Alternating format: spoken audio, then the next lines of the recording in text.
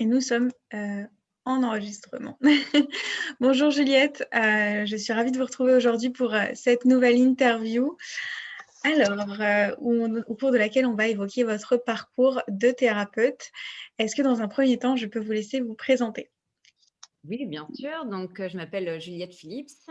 Je suis psychologue depuis plus de 15 ans, également formée en sophrologie avec la certification RNCP. Je suis également formée en PNL et en hypnose et tout récemment, je viens de me former en EFT, voilà, technique de libération émotionnelle. D'accord, un parcours assez complet. Exactement, et je travaille en cabinet D'accord, aussi dans la région de Montpellier et sur internet par la visio. OK, top. Alors, est-ce qu'on peut revenir du coup, peut-être, au tout début dans le sens où, j'avais envie de savoir qu'est-ce qui vous a amené à devenir thérapeute? Dans un premier temps à vous former en psychologie, puis bien sûr à compléter votre formation? Alors je pourrais je ne sais pas. Non, parce qu'en fait, ça a été une évidence, depuis que je suis toute petite, voilà, j'aime aider, j'aime écouter les gens, j'essaye de trouver des solutions, donc en fait, c'est venu tout naturellement quand, j'étais au collège et qu'on nous a demandé: «Qu'est-ce que vous voulez faire comme métier?» «Bah, psychologue». Voilà, c'était une évidence. En fait, je me suis pas posé la question. OK. Une vocation en quelque sorte. Ouais, ouais, ça s'est fait comme ça et puis, bah, après, bah, j'ai suivi mon parcours, voilà, tout simplement. Autant il y en avait qui se posaient des questions, pas moi. Et bah, tant mieux, hein. C'est au moins le chemin était tout tracé. Exactement. Alors, une fois que vous êtes diplômée en psychologie, comment est-ce que vous commencez votre carrière? Alors j'ai été, à la faculté, René Descartes Paris 5, où j'ai Mmh. eu mon diplôme et quand, j'ai commencé à travailler, bah, j'ai pris des postes qui se présentaient. Donc j'ai d'abord travaillé à la protection judiciaire de la jeunesse, parce que je m'étais aussi D'accord. spécialisée dans l'adolescence. J'ai un DU, un diplôme universitaire spécialisé, dans la prise en charge des adolescents. Et donc, j'ai travaillé la protection judiciaire de la jeunesse et comme je m'étais aussi intéressée dans mon cursus, aux problématiques autistiques, j'ai travaillé en fait 15 ans dans un établissement médico-social accueillant des adultes autistes et psychotiques. OK. Donc vous étiez en fait dans des entités pendant assez longtemps et maintenant vous êtes plutôt, de votre côté en Au solo libéral. entrepreneur en quelque sorte. Exactement. En fait, j'ai plusieurs approches puisque je fais aussi de l'analyse de pratique. Donc, c'est-à-dire que je travaille dans les établissements pour accompagner les équipes, dans les réflexions dans leur travail auprès des résidents. Donc voilà, maintenant au niveau des établissements, je fais de l'analyse des pratiques, c'est-à-dire que je suis externe à l'établissement, mais j'interviens Mmh. dedans et j'ai également le cabinet, où je pratique en tant que psychologue et sophrologue principalement et j'ai, d'autres outils puisque je suis formée aussi en PNL, en hypnose et donc là, tout récemment, en technique de libération émotionnelle. Ah génial et du coup votre cabinet, ça fait maintenant combien de temps que vous êtes installée? Ah alors l'ouverture officielle, vraiment, elle est depuis, quelques mois, Oui. seulement. Ouais, je viens de l'ouvrir réellement, il y a quelques mois, parce que j'ai beaucoup travaillé sur internet, Mmh. voilà, en créant aussi des produits, qui sont, qu'on retrouve, des packs de sophrologie en fait qu'on peut retrouver et l'ouverture du cabinet, pour de l'individuel, depuis quelques mois seulement. D'accord. OK. Est-ce que vous pouvez m'évoquer un peu plus en détail, du coup, vos formations? D'où vient cette envie de compléter, votre formation? Donc, bien sûr, votre diplôme de psychologie, mais également de vous former en sophrologie, en EFT. Pourquoi compléter comme ça, Alors, la sophrologie, ça s'est fait, parce que donc en travaillant avec des personnes, qui avaient des gros troubles, des grosses angoisses, des gros moments d'angoisse et donc je réfléchissais à comment les aider à pouvoir se contenir dans ces moments-là et Mmh. s'apaiser et donc je cherchais, une formation en relaxation et puis finalement je retombais toujours sur la sophrologie donc je me suis dit: «Bon, bah, je vais aller me former en sophrologie», qui va beaucoup plus loin qu'uniquement de la relaxation ou de la Mmh. méditation. qui est vraiment plus complète et dont l'objectif est de retrouver une harmonie entre le corps et l'esprit, mais aussi une découverte de soi, mieux se connaître, mieux se comprendre, découvrir ses valeurs. Enfin, il y a vraiment aussi toute une sphère existentielle que je trouve très intéressante dans cet outil. Et puis, après, je me suis formée en hypnose parce que malgré tout, entre la sophro, on parle quand même pas mal d'hypnose aussi, des différences qu'il peut y avoir. Et voilà, j'ai été curieuse d'aller découvrir ce qu'était l'hypnose, comment ça fonctionnait, comment on le mettait en place. Donc, je me suis formée en hypnose.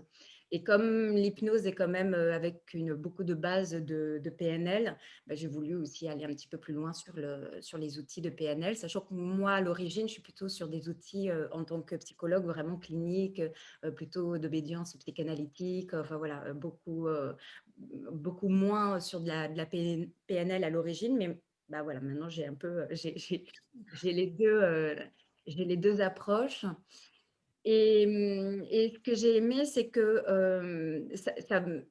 en fait, la sophrologie permettait une approche par le corps et non plus uniquement par la question de l'esprit. Et je trouve que pour certaines personnes, finalement, c'est une meilleure approche. Pour d'autres, il vaut mieux rester sur celle de l'esprit. Mais voilà, il y a une balance entre les deux que je trouve extrêmement complémentaire. Et dans tout ça, il me manquait encore l'aspect énergétique au niveau de tout ce qui peut être bloqué au niveau du corps et de comment lever ces blocages énergétiques.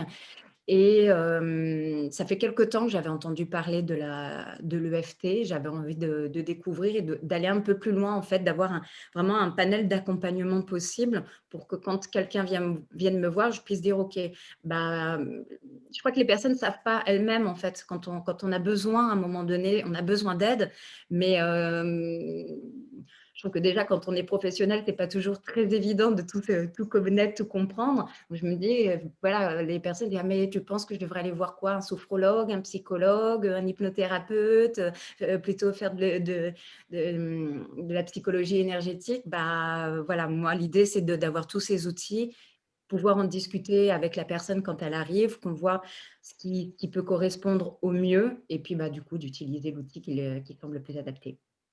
OK. Ouais, c'est top. Comme ça, ouais, vous avez vraiment un accompagnement qui est personnalisé, qui vous permet un panel d'outils, comme vous l'avez évoqué, qui vous permet de vraiment accompagner au mieux. C'est génial. Et donc du coup, vous m'avez évoqué, donc vous débutez en fait votre activité donc en cabinet. Comment est-ce que vous débutez en fait cette activité? Est-ce que vous avez mis en place des actions pour vous faire connaître? Si oui, quelles sont-elles? Alors, j'ai une page Facebook Oui. sur laquelle j'écris régulièrement des posts, des petits, alors pas des articles parce que c'est beaucoup plus petit, sinon ce serait trop long à lire. Donc j'ai ça, puis j'ai mon site internet également, Mmh. juliettephillips.com, sur lequel, alors pareil, il débute, hein, donc je suis encore en train de retravailler dessus, mais sur lequel je vais mettre aussi des articles et sur lesquels on peut retrouver aussi les produits que j'ai créés, les packs de sophrologie, sur lesquels on peut retrouver ça. OK. Ouais, super. Donc surtout des outils digitaux, si je comprends bien? Digitaux, puis après, c'est vrai que moi, j'ai le réseau médical, hein, auprès aussi de tous les médecins, les psychiatres, voilà, des partenariats et enfin, des partenariats, du réseau, des personnes qui me Mmh. connaissent, les kinés, voilà, et parce que je travaille aussi beaucoup sur les douleurs chroniques, les acouphènes, la fibromyalgie. Donc, voilà, je Mmh. travaille avec les médecins, les kinés qui peuvent voilà, qui peuvent aussi chercher d'autres aides complémentaires. OK. Oui, Mmh. donc vous avez vraiment, j'imagine, au cours de votre parcours forcément, eu l'occasion de créer en fait un réseau de professionnels et aujourd'hui, donc on parle beaucoup de la solitude du thérapeute. Pour vous, j'imagine que c'est important de vous entourer d'autres professionnels, de thérapeutes? Oui, oui, oui, parce que c'est vrai qu'on peut être rapidement tout seul dans son bureau. C'est vraiment pas l'objectif. Donc après, il y a des coworking aussi qui sont possibles. Faire des formations, c'est aussi des espaces de rencontre et Mmh. où j'ai rencontré pas mal d'autres thérapeutes avec lesquels je peux échanger, sur lesquels on peut se retrouver. Et puis, de mon parcours institutionnel, effectivement, j'ai des contacts beaucoup avec des psychiatres, des éducateurs, des assistantes sociales. Voilà. Non, c'est top. Vous restez pas seul, alors vous vous entourez bien et c'est important. Oui, tout à fait. Est-ce que alors j'avais une question aussi qui me venait en tête. Aujourd'hui, quels sont les éléments qui vous plaisent le plus, qui vous motivent le plus dans votre métier? Qu'est-ce qui bah, quand je vois là aussi les résultats, quand je vois les Mmh. résultats et bah, qu'une personne, revient en disant: «Oh bah, c'est génial, je vais beaucoup mieux», enfin, voir l'évolution de la personne aussi au fur et à mesure, bah, c'est ça qui est motivant, quoi. Mmh. C'est de voir finalement que quelqu'un qui est en grande difficulté à un moment donné, ne sait plus trop où aller, comment faire, comment voilà, parce que souvent on est un peu dans le désarroi à ce moment-là et beh, de voir le chemin qu'on peut parcourir que je trouve superbe. Ah, c'est génial. Et du coup, les personnes que vous accompagnez, est-ce que, comment est-ce que vous maintenez le lien avec elles? Est-ce que vous par exemple, vous utilisez les réseaux sociaux pour ça? Donc vous m'avez évoqué Facebook. Est-ce que vous utilisez d'autres moyens? Ah bah, après une fois que j'ai le que qu'on est en contact, que j'ai les mails, bah, j'envoie un message, pour demander des nouvelles. Quand j'ai un nouveau, je sais pas, un nouvel enregistrement que j'ai fait, je l'envoie, par mail. Si j'écris un nouvel article, pareil, je l'envoie par mail. Enfin, voilà, j'essaye. Alors les posts que je mets sur Facebook, non, parce que c'est petit, ça serait trop, il y en a régulièrement, quoi. Il y en a plusieurs par semaine, donc ça serait vraiment, envahir, les boîtes mail. Donc voilà, il y a ce que je mets sur les réseaux sociaux. Puis quand il y a vraiment quelque chose un petit peu, voilà, un article un peu plus consistant ou un enregistrement audio d'une petite séance que j'ai faite, je l'envoie par mail. Ouais, c'est top, c'est génial. Et du coup, oui, au niveau des petits articles que vous publiez sur Facebook, est-ce que vous avez, développé une stratégie par rapport à ça? Est-ce que, vous prévoyez en amont? Est-ce que Ouais, ouais, là, pour l'instant, j'ai des thématiques. Sur lesquelles j'écris donc toutes les semaines, hein. Donc tous les lundis, c'est une thématique, tous les samedis, je crois que c'est une autre thématique. Effectivement, je travaille, mes posts en amont et puis je les mets en programmation d'édition, à l'avance. OK, super. Et est-ce qu'aujourd'hui vous rencontrez, donc quels seraient, si vous en rencontrez, des challenges, donc dans votre métier de thérapeute? Ah bah, des challenges, on en rencontre toujours. On en rencontre toujours. Là, moi, c'est ouais, ouais, des challenges, bah, c'est de vraiment réussir à développer, continuer à ne Mmh. pas s'isoler, à rencontrer des personnes, à organiser son temps. À organiser son temps, les plages horaires pour les entretiens, des plages horaires pour bah, les rédactions, justement, des plages horaires pour échanger avec d'autres professionnels. Ben, voilà, dans l'organisation, c'est quand même pour moi, c'est un challenge puisque j'ai toujours beaucoup travaillé en établissement. Donc, pour moi, l'organisation, elle était toute faite. Mes réunions étaient prévues toute la journée. J'enchaînais des réunions. C'était prévu du matin jusqu'au soir. Donc là, voilà, de travailler en autonomie, apprendre à gérer son temps, à ne pas s'isoler. Et puis, beaucoup de création. Pareil, je rédigeais assez peu. Je faisais beaucoup de terrain, en fait. Donc, je rédigeais assez peu. J'étais peu dans la création, on va dire, même des Mmh. créations de produits, de choses comme ça. J'en faisais pas du tout. Donc, ça, c'est un challenge. Internet est un challenge. Il y a un an, je ne savais absolument pas faire tout ça. J'ai fait une formation pour créer mon site internet que j'ai créé moi-même. Donc voilà, j'ai fait une formation pour créer. Les réseaux sociaux, je ne connaissais pas du tout, donc il a fallu que je me forme aussi là-dessus. Donc oui, ouais, des challenges, il y en a plein. Et c'est motivant aussi, j'imagine, vous avez, il y a plein de choses à explorer, en fait. Là, c'est super amusant du coup parce qu'on apprend plein de choses, mais Ouais. mais Il y a plein de choses à faire aussi. c'est rigolo, oui. J'aurais jamais pensé apprendre les choses sur Internet et tout ça. Alors vraiment, c'était très loin de moi. Donc non, non, c'est plutôt rigolo aujourd'hui d'avoir de pouvoir même avoir le vocabulaire. C'est on n'a pas. Ouais, c'est top, avoir la curiosité de justement de s'intéresser à tout ça, c'est génial. Ouais, ouais, ouais, mais je trouve ça très amusant. Après, voilà, faut réussir à bien organiser tout ça, bien contenir tout ça et pas se laisser, voilà, non plus que dans l'apprentissage, mais vraiment pouvoir Mmh. appliquer et le mettre en place, hein. OK. Alors, on arrive bientôt à la fin de l'année 2020. Est-ce que, vous auriez, des objectifs déjà, en tête pour 2021, des projets? Alors oui, oui, oui, pour 2021, bah, je pense qu'il va y avoir d'autres créations de produits, Mmh mh. heu notamment là sur le sommeil, hein, les troubles du sommeil. Donc là, il y a un projet de création de produits audio. La mise en place de l'EFT, parce que maintenant j'ai été formée, maintenant je veux pouvoir le mettre en place et aller encore un peu plus loin dans la découverte de cet outil que je trouve super.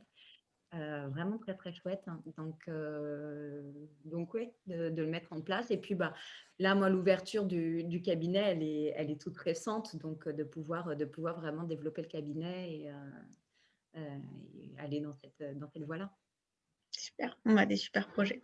Voilà, en parallèle des analyses de pratique Ouais. que j'ai prévues. OK. Est-ce que vous auriez un dernier conseil à partager pour un praticien qui, souhaite développer son activité aujourd'hui, ben, basé sur votre expérience, votre parcours? Ah bah, je pense, d'y croire, de croire en soi et d'y croire parce qu'il y a des hauts et des bas, c'est pas un long fleuve tranquille, hein. Il y a des moments, super où on est hyper content et puis il y a des grands moments aussi de descente qui sont pas faciles. Donc de pas lâcher, d'y croire et de continuer et voilà, si vraiment c'est aligné avec ce qu'on veut faire, ça fonctionnera. Donc voilà, de pas avoir de pas se décourager quand les moments sont un peu plus difficiles. Ouais, des paroles, inspirantes, pour terminer cette interview. C'était vraiment super intéressant. Merci beaucoup Juliette pour, pour ce retour d'expérience. On mettra bien sûr, dans l'article, le lien vers votre site internet et votre profil Médoucine pour que les thérapeutes, qui visionnent cette vidéo puissent également, consulter votre profil. Oui, ah bah, je vous remercie beaucoup, hein. Merci beaucoup et à très bientôt. À très bientôt, au revoir. Au revoir.